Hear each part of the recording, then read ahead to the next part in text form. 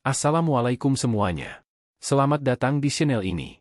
Channel yang memberikan kisah nyata dan menarik untuk dibahas, namun sebelum itu, mengklik tombol subscribe terlebih dahulu dan jangan lupa untuk menuliskan sholawat di kolom komentar agar kita mendapatkan syafaat di akhir kelak. Di sebuah desa kecil yang tenang bernama Teluk Angin, hiduplah seorang kakek tua bernama Mbah Wiryo. Usianya sudah menginjak 70 tahun, rambutnya memutih seluruhnya, namun tubuhnya masih tegap dan tatapannya tajam seperti elang. Orang-orang desa mengenalnya sebagai petani herbal yang hidup menyendiri, mengurus kebun yang selalu tampak subur dan wangi. Suatu hari, desa itu kedatangan seorang polwan muda dari kota, namanya Sari. Cantik, tegas, dan cerdas. Ia dikirim untuk menyelidiki laporan warga tentang aktivitas aneh di kebun Mbah Wiryo. Katanya, di malam hari sering terlihat cahaya kehijauan dari ladang, dan angin berdesir membawa suara bisikan. Awalnya, Sari menganggap itu cuma cerita kampung biasa. Namun rasa penasarannya membuncah. Ia memutuskan untuk datang langsung ke kebun dan bertemu dengan Mbah Wiryo. "Selamat sore, Mbah. Saya Sari, petugas dari kepolisian. Boleh saya lihat-lihat kebun ini?" Mbah Wiryo menyambutnya dengan senyum tenang. "Tentu, Nak Sari. Tapi ingat, kebun ini hanya mau menunjukkan rahasianya pada mereka yang tulus." Sari tertawa kecil, mengira itu sekadar gurauan. Tapi malam itu, saat ia bermalam di rumah Mbah Wiryo demi penyelidikan, ia mulai merasakan sesuatu yang berbeda. Mimpi-mimpinya dipenuhi cahaya hijau, dan suara alam berbicara padanya. Ia melihat sosok Mbah Wiryo muda, gagah dan karismatik, menari di tengah ladang bersama roh-roh alam. Ketika terbangun, Sari merasa tubuhnya segar, dan hatinya tenang. Sejak malam itu, ia jadi sering datang. Bukan lagi karena tugas, tapi karena keinginan yang sulit dijelaskan. Sari jatuh cinta, bukan pada sosok Mbah Wiryo sebagai kakek tua, tapi pada jiwa dan kekuatan misterius yang terpancar darinya. Dan pada malam bulan purnama ketiga sejak kedatangan Sari, kejadian luar biasa terjadi. Alam bergetar pelan, cahaya hijau muncul lagi, dan kebun itu berbisik dalam bahasa yang hanya dipahami hati. Di bawah pohon kenanga tua, Sari dan Mbah Wiryo bersatu, bukan hanya secara fisik, tapi jiwa mereka menyatu dalam ikatan magis yang ditulis sejak zaman leluhur. Sari pun hamil. Desa geger. Tapi anehnya, bukan dengan kemarahan, melainkan dengan kekaguman dan rasa syukur. Para sesepuh berkata, legenda itu benar adanya. Sang penjaga kebun angin akan mewariskan darahnya hanya pada jiwa yang layak. Sari melahirkan anak laki-laki yang sehat. Rambutnya perak seperti Mbah Wiryo, tapi matanya hijau bercahaya seperti kebun yang penuh rahasia. Anak itu kelak dikenal sebagai Bayu Angin, penjaga alam baru yang membawa harapan dan keseimbangan untuk desa. Dan Mbah Wiryo? Ia menghilang bersama kabut pagi. Konon, ia telah kembali ke alam asalnya, setelah tugasnya selesai. Namun kadang, saat bulan purnama tiba, angin di kebun membawa bisikan lembut, seolah ia masih ada, menjaga dari kejauhan. 3 tahun telah berlalu sejak kelahiran Bayu, anak yang ditunggu-tunggu oleh alam itu sendiri. Desa Teluk Angin kini berubah. Tanah-tanah kering jadi subur, sumur-sumur yang dulu nyaris mati kini melimpah. Orang-orang percaya semua itu berkat Bayu, anak dari polwan kota dan sang penjaga kebun angin, Mbah Wiryo. Sari membesarkan Bayu dengan kasih sayang penuh. Ia tetap tinggal di desa, menanggalkan seragam polisinya demi menjadi ibu sekaligus penjaga ladang peninggalan Mbah Wiryo.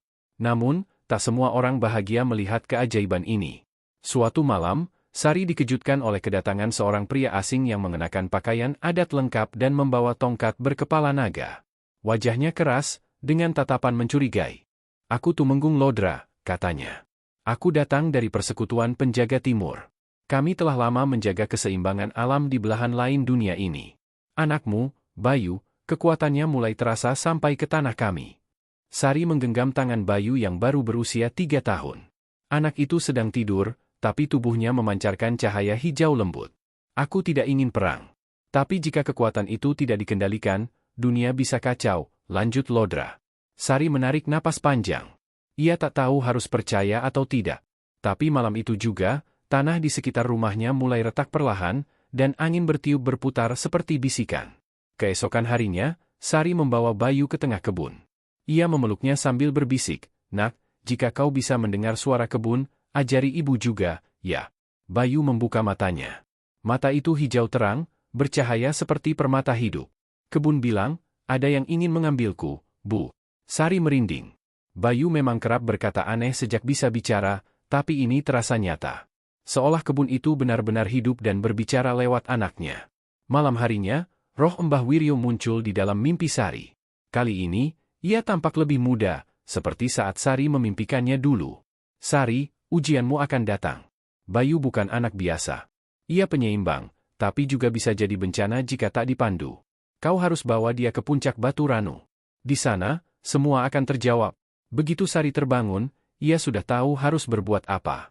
Ia kemas barang seadanya, gendong Bayu, dan pergi meninggalkan desa, menyusuri hutan dan lembah menuju tempat yang bahkan penduduk lokal pun enggan bicarakan, Batu Ranu, tempat legenda dan roh bertemu. Perjalanan berat itu memakan waktu 2 hari. Bayu tidak rewel, seolah tahu ini bukan perjalanan biasa. Saat mereka tiba di kaki puncak Batu Ranu, angin diam. Langit kelabu. Di atas bukit, berdiri sosok Tumenggung Lodra dengan 2 pengikut berjubah hitam. Aku sudah menunggumu, ucapnya dingin. Apa kau ingin merebut Bayu, bentak Sari. Tidak, aku ingin mengujinya. Jika dia memang penjaga sejati, maka alam akan melindunginya, bukan ibunya, jawab Lodra sambil mengangkat tongkatnya. Tanah bergetar. Tiba-tiba, dari bawah kaki Bayu, akar-akar besar tumbuh dan melingkari tubuh mungil itu, membentuk semacam kepompong pelindung. Sari menjerit, tapi Bayu tak tampak takut. Cahaya hijau keluar dari celah kepompong itu, semakin terang, hingga pengikut Lodra mundur dengan wajah ketakutan. Dia telah menyatu dengan jiwa alam, gumam Lodra, matanya melebar. Tidak ada lagi keraguan. Saat akar-akar itu mengendur dan Bayu keluar dengan tenang, wajahnya seperti dewasa sekejap. Aku bukan senjata. Aku penjaga. Tapi ibu tetap rumah pertamaku, katanya sambil memeluk Sari. Setelah peristiwa itu, Sari dan Bayu kembali ke Teluk Angin. Namun hidup mereka tak pernah sama lagi. Anak itu tumbuh lebih cepat dari anak biasa, bukan hanya fisik, tapi juga jiwanya. Ia sering duduk diam di bawah pohon, Sari tahu, suatu hari Bayu akan dipanggil oleh dunia yang lebih besar.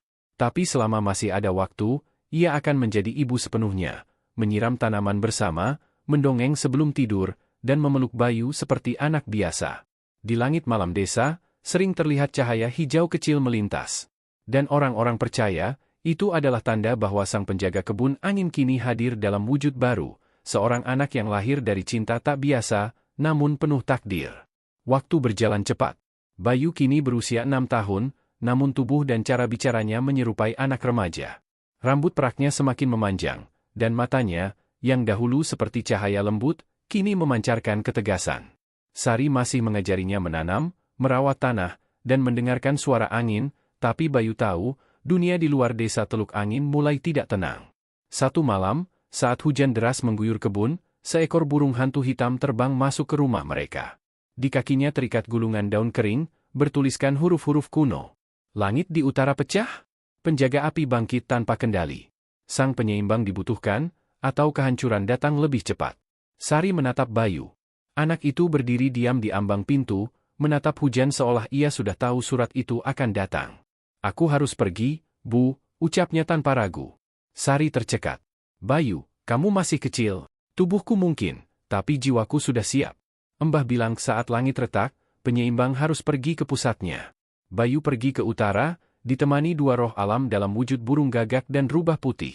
Perjalanan menuju Gunung Lodra, tempat penjaga api terkurung selama ratusan tahun.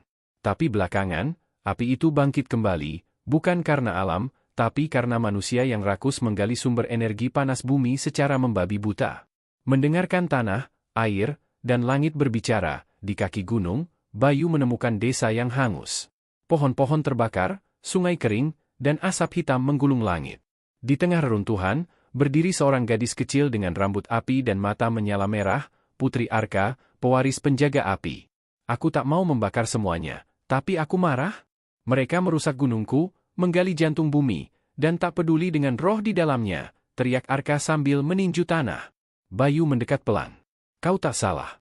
Tapi kalau kau marah dan membakar semuanya, kau sama seperti mereka. Arka menoleh dengan mata penuh api. Tapi saat tatapannya bertemu mata hijau milik Bayu, seketika itu juga angin kencang bertiup, menyejukkan bara di sekitarnya. Kau, berbeda, gumam Arka. Namun belum sempat mereka berdamai, datang sekelompok manusia bersenjata lengkap dari kota, tentara proyek geotermal yang menganggap semua ini hanyalah gangguan dari makhluk liar. Mereka menembakkan peluru gas dan menurunkan drone berlapis baja ke arah keduanya. Bayu berdiri di depan Arka dan menancapkan telapak tangannya ke tanah. Akar-akar pohon meledak dari dalam bumi, membentuk perisai hidup. Rubah putih melompat ke udara, berubah menjadi kabut, menelan drone pertama. Gagak hitam terbang mematuk panel logam, membuat sistem senjata menjadi rusak total. Tapi jumlah musuh terlalu banyak. Saat itu, Arka memeluk Bayu dari belakang. Kalau aku tak bisa mengendalikan api, bantu aku mengikatnya. Bayu tersentak. Kau yakin? Ya. Aku tak mau sendirian lagi. Dengan doa alam dan restu api, Bayu dan Arka menyatu dalam pusaran energi. Angin dan api menari dalam lingkaran sempurna. Tubuh mereka melayang, mata mereka bercahaya, dan suara alam bergema seperti nyanyian kuno. Dalam sekejap, api menjadi jinak, angin menjadi pelindung, dan pasukan kota mundur, terhempas oleh kekuatan yang tak bisa mereka pahami. Beberapa hari setelahnya, kabar keajaiban di Gunung Lodra menyebar. Pemerintah menghentikan seluruh proyek geotermal. Para tetua dari penjuru negeri datang, mengakui Bayu sebagai penyeimbang baru. Namun, Bayu tak ingin tinggal di istana atau ruang suci. Ia hanya meminta satu hal, agar hutan dan gunung diberi waktu bernapas kembali. Sementara itu, Arka memutuskan tinggal di Teluk Angin bersama Bayu dan Sari. Walau awalnya sulit, Arka belajar mengendalikan api dengan sabar. Ia mulai menanam, belajar dari Sari, dan sesekali ikut Bayu berjalan menyusuri kebun sambil berbicara dengan angin. Pada malam bulan purnama, Sari duduk di depan rumah, memandangi Bayu dan Arka yang tertidur di bawah pohon kenanga, tempat pertama kali kisah ini dimulai. Angin bertiup pelan, membawa bisikan lembut. Terima kasih, Sari. Kau membesarkan penjaga dunia. Ia tersenyum, air matanya mengalir diam-diam. Ia tahu, Bayu bukan miliknya sepenuhnya, ia milik bumi, milik masa depan. Tapi di dalam hatinya, Bayu akan selalu jadi anak kecil yang dulu ia gendong dengan penuh cinta. Pagi itu, langit di atas Teluk Angin tak biru seperti biasa. Awan kelabu menebal, dan udara sejuk terasa lebih dingin. Di tengah kebun, Bayu berdiri dengan tatapan kosong, tubuhnya seperti merasakan sesuatu yang tak kasat mata. Angin bilang, ada yang datang. Bukan teman, gumamnya. Dari balik semak, Arka muncul dengan napas terengah. Bayu, ada orang-orang aneh di pinggir desa. Mereka tanya tentang kamu. Sari yang sedang memanen daun kemangi mendongak cemas. Orang kota lagi, Bayu menggeleng. Bukan. Ini, mereka dari tempat yang disebut Tanah Cermin. Tanah Cermin, tempat yang hanya hidup dalam bisikan roh dan dongeng malam. Konon, di sanalah penjaga pertama dikurung setelah mencoba menggabungkan semua elemen ke dalam satu tubuh, dan gagal. Kini, setelah ratusan tahun, keturunan terakhirnya, yang menyebut diri mereka sebagai kaum cermin, datang ke dunia nyata. Tujuan mereka satu, mengambil kekuatan Bayu dan Arka, lalu menghidupkan kembali kesatuan agung, ritual terlarang untuk menciptakan sosok sempurna yang menguasai semua elemen. Bagi mereka, Bayu hanyalah kunci. Malam itu, penjaga desa melihat sosok berjubah hitam berdiri di pinggir kebun. Wajahnya ditutupi topeng kaca, dan suara yang keluar dari mulutnya bergema seperti gema dalam sumur. Bayu, turunlah dari singgasana tanah. Serahkan ragamu, dan dunia baru akan kami bangun. Bayu maju, diikuti Arka dan Sari. Tanah di bawah kakinya bergetar pelan, angin memutar perlahan seolah menunggu perintah. Tak ada dunia yang bisa dibangun dari paksaan, jawab Bayu tenang. Tapi kaum cermin tak datang sendiri. Dari balik bayangan, muncul 5 anak muda, semuanya memiliki aura kuat, masing-masing dikuasai oleh elemen, tanah, api, air, logam, dan petir. Mereka adalah anak-anak yang pernah diambil dari hutan, gunung, dan lautan. Kini, mereka telah dilatih dan dicuci otaknya. Aku tak akan lawan kalian, kata Bayu sambil menatap mata mereka satu persatu. Tapi jika kalian memaksa, aku akan lawan apa yang mengendalikan kalian. Pertarungan tak terhindarkan. Angin dan api berpadu melawan tanah dan logam. Kilat menyambar kebun, tapi Bayu menutupinya dengan dinding akar. Arka bertarung dengan anak pengendali air, dan air yang liar berubah menjadi uap saat menyentuh apinya. Tapi Bayu tak berniat menang. Ia ingin menyadarkan. Saat tanah mulai runtuh dan logam menyerang dari bawah, Bayu membuka dadanya, membiarkan pukulan masuk. Darah mengalir dari luka di lengannya, namun ia tetap berdiri. Kalian, bukan alat. Kalian juga penjaga. Ingat siapa kalian sebenarnya? Untuk sesaat, waktu seolah berhenti. Angin membawa kenangan dari masa kecil kelima anak itu.